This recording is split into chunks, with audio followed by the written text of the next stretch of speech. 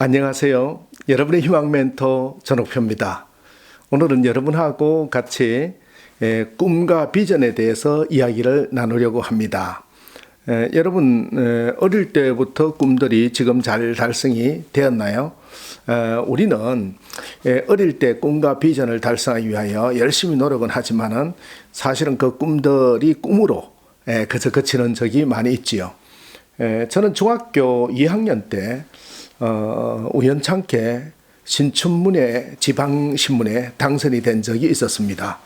그러니까 오늘 시청자 여러분들께서는 그러니까 베스트셀러 저자가 되었구나 이렇게 생각하실 수 있을지 모르지만은 그 신춘문예는 지방지에 조그마한 지방지에 누구나 내면 다 당선이 되는 장려상에 입선이 된 것이지요. 그런데 여러 명이 장려상을 받았는데 저는 그때 상을 받고 너무 기분이 좋았습니다. 그래서 그 장려상 부분에 제 이름이 나온데 동그라미를 쳐고 열심히 동그라미 쳐서 친구들과 동료들에게 얘기를 했어요. 이제 나 이렇게 글을 잘 쓴다고 상까지 줬으니까 앞으로 내 글이 교과서에 실려가지고 김소래 씨처럼 박목래 씨처럼 이렇게 아주 학생들이 공부하고 내 글을 가지고 탐색하고 국어 공부를 하게 될 거야. 나는 정말 멋진 글을 잘 쓸 거야. 라고 얘기했더니 아이들이 굉장히 놀리는 거예요.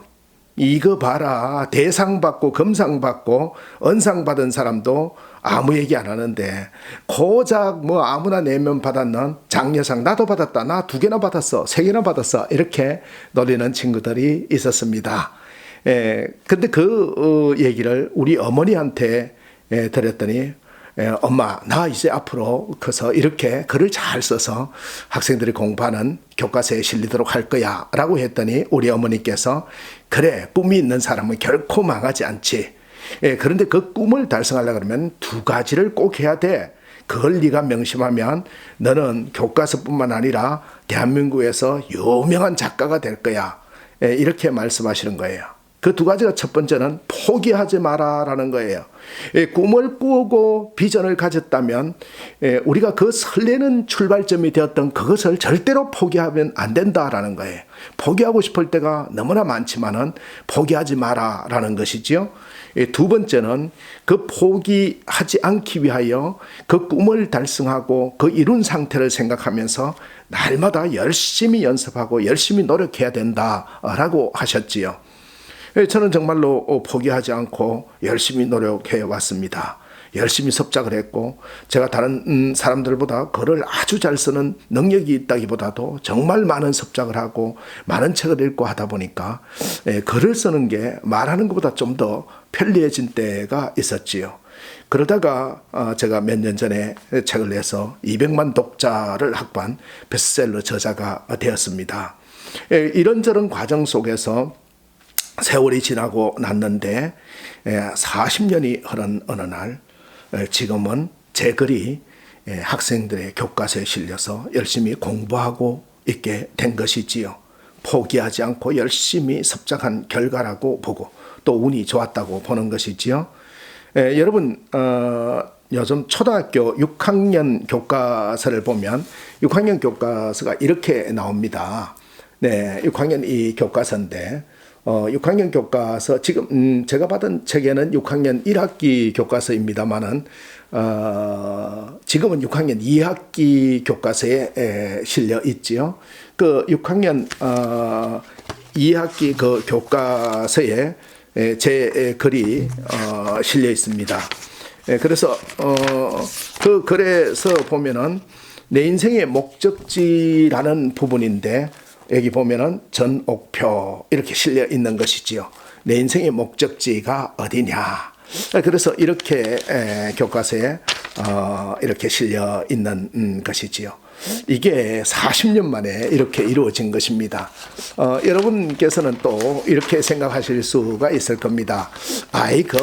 교과서에 초등학교 교과서에 실린 거 가지고 뭘 그래? 라고 얘기할 수도 있겠지요. 그러나 또 초등학교에 실렸건 어디에 실렸건 그 문제가 될 것이 아닙니다. 제 글이 또 중학교 국어 교과서에도 이렇게 실려 있습니다. 오늘은 초등학교 6학년 국어 교과서에 실려 있는 내 인생의 목적지에 대해서 같이 이야기를 나누려고 합니다. 내 인생의 목적지 전옥표. 요즘 즐겁지 않아요? 뭐 신나는 일이 있어야 말이죠. 이런 말을 선뜻 내뱉는 사람이 많아졌다. 꿈이 없는 사람이 이렇게 말하는 경우가 많다. 자신이 정말 하고 싶은 일이나 도달하고 싶은 목적지가 없으니 당연히 재미가 없다. 무엇을 해야 신나고 어떻게 해야 즐거운지 모른다. 지금 자신이 어디에 서 있는지도 모를 것이다. 이런 꿈이 없다면 삶은 활력을 잃게 된다. 그렇습니다, 여러분. 목적지가 어디냐? 우리는 꿈이 있어야 됩니다. 젊을 때는 정말 저축을 해가지고 조금씩 집을 늘려가는 거라든지 또 자동차를 사는 거라든지 이런 작은 꿈부터 시작해서 우리의 목적지, 그 행복이라는 우리 삶의 종착점이 어딘지를 모르는 사람들은 그저 그냥 살아갑니다. 그래서 이제 목적지가 뚜렷하면 현실이 비록 힘들고 고되어도 힘이 난다라는 것이지요. 해야 할 일이 있고 하고 싶은 것이 있기 때문에 힘들고 지칠 때마다 빛나는 꿈을 향해 한 걸음씩 다가가는 자신의 모습을 떠올리게 된다.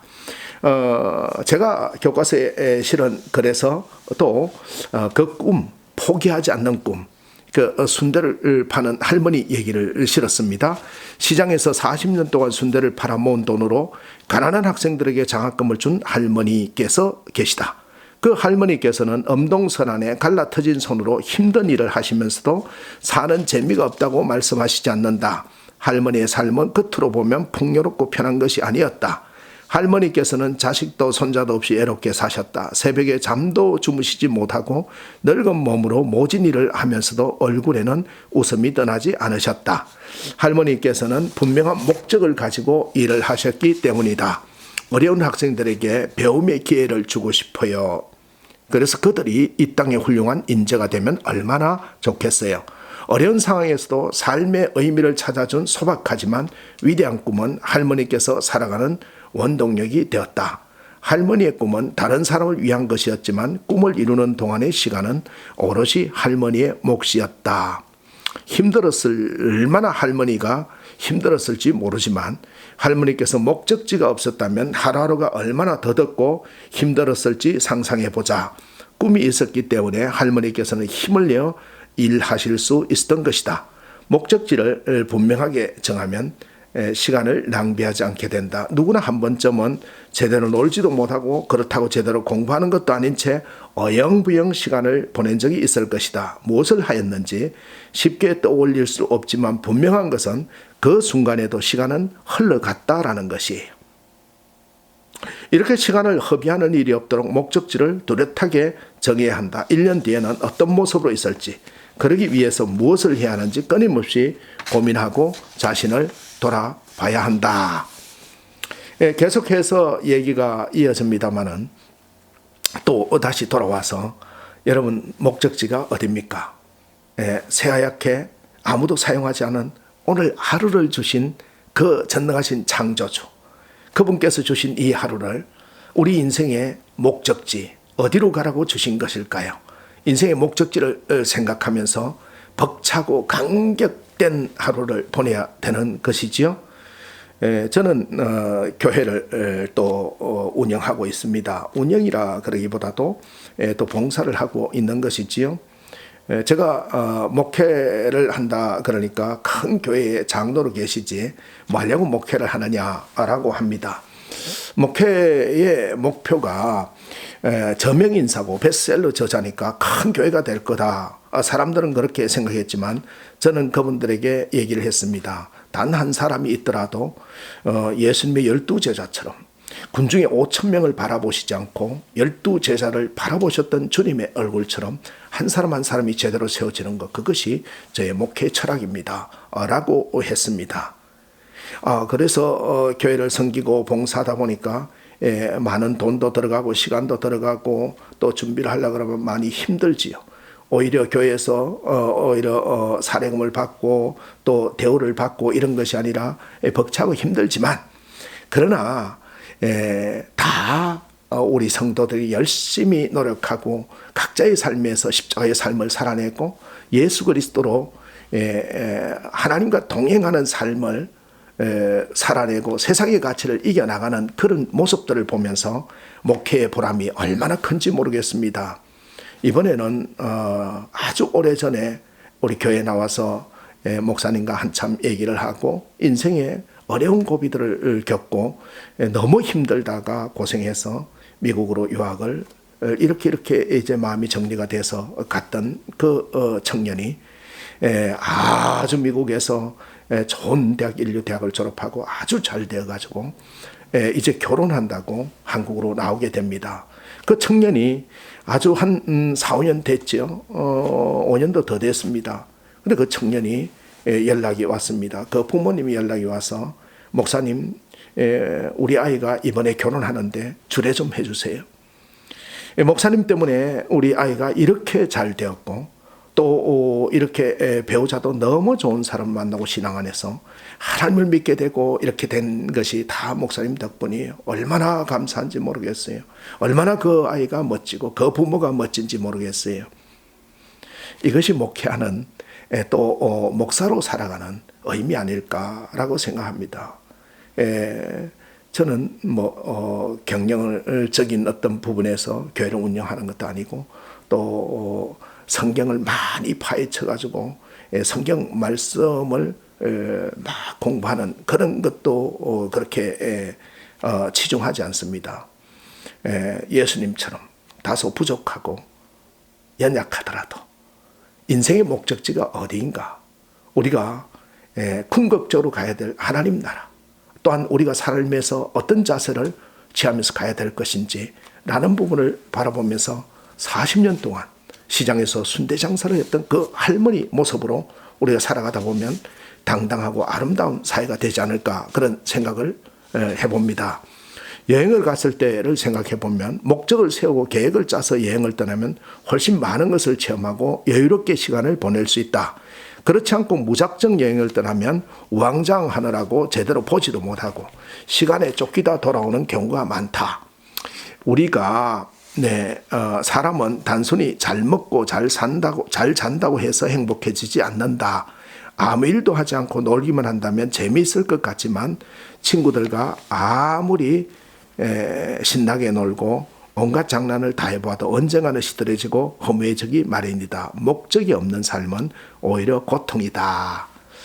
여러분, 내 인생의 목적지가 어디인지, 오늘 하루의 목적이 무엇인지, 신나는 인생, 행복한 인생을 살기 위해서 우리가 공부를 하거나 일을 배울 때도 목적이 있고 이유가 있어야 되는 거예요. 이거 열심히 해서 내가 좋은 대학 가고 훌륭한 의사가 되든지 훌륭한 변호사가 되든지 훌륭한 직장인이 되든지 이런 목적이 있을 때 우리는 승리할 수 있는 것이지요.